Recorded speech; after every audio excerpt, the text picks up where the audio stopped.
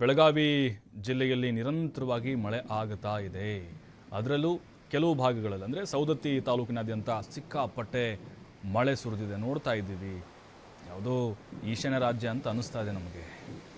ಆದರೆ ಬೆಳಗಾವಿ ಜಿಲ್ಲೆಯ ಸವದತ್ತಿ ಭಾಗದಲ್ಲಿ ಸುರಿದಿರುವಂಥ ಮಳೆ ಅದು ನೋಡಿ ಹೇಗೆ ಪ್ರವಾಹದ ಪರಿಸ್ಥಿತಿ ಉಂಟಾಗಿದೆ ಅಂಥೇಳಿ.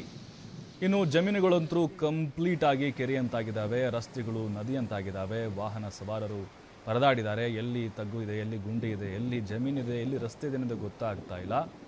ಇನ್ನು ಹಲವು ದಿನಗಳ ಕಾಲ ಭಾರೀ ಮಳೆಯಾಗುವಂಥ ಸಾಧ್ಯತೆಗಳಿದ್ದಾವೆ. ಈಗಾಗಲೇ ಅಧಿಕೃತವಾಗಿ ಮುಂಗಾರು ಎಂಟ್ರಿ ಕೊಟ್ಟಿದ್ದಾಗಿದೆ.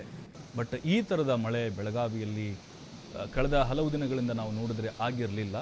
ಸಂಪೂರ್ಣವಾಗಿ ಈಗ ಮಳೆ ಸುರಿತಾ ಇರೋದ್ರಿಂದಾಗಿ ಜನಜೀವನ ಅಸ್ತವ್ಯಸ್ತವಾಗಿದೆ ಮತ್ತು ಹಳ್ಳ ಕೊಳ್ಳಗಳು, ಕೆರೆಗಳು ತುಂಬಿ ಹರಿತಾ ಇದ್ದಾವೆ.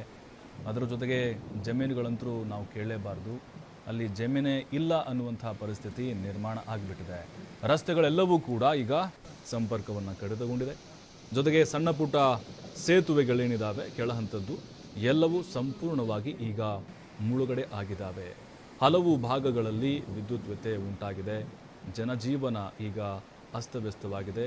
ಇದು ಬೆಳಗಾವಿ ಜಿಲ್ಲೆಯ ಸವದತ್ತಿ ತಾಲೂಕಿನಲ್ಲಿ ಸುರಿದಂತಹ ಮಳೆ ಹಲವು ಅವಾಂತರಗಳನ್ನು ಈಗ ತಂದೊಡ್ಡಿದೆ. ಇನ್ನು 11ನೇ ತಾರೀಕಿಂದ ಒಂದು ವಾರದವರೆಗೆ ಇನ್ನೂ ದೊಡ್ಡ ಪ್ರಮಾಣದಲ್ಲಿ ಮಳೆಯಾಗುವಂತಹ ಸಾಧ್ಯತೆಗಳಿದ್ದಾವೆ.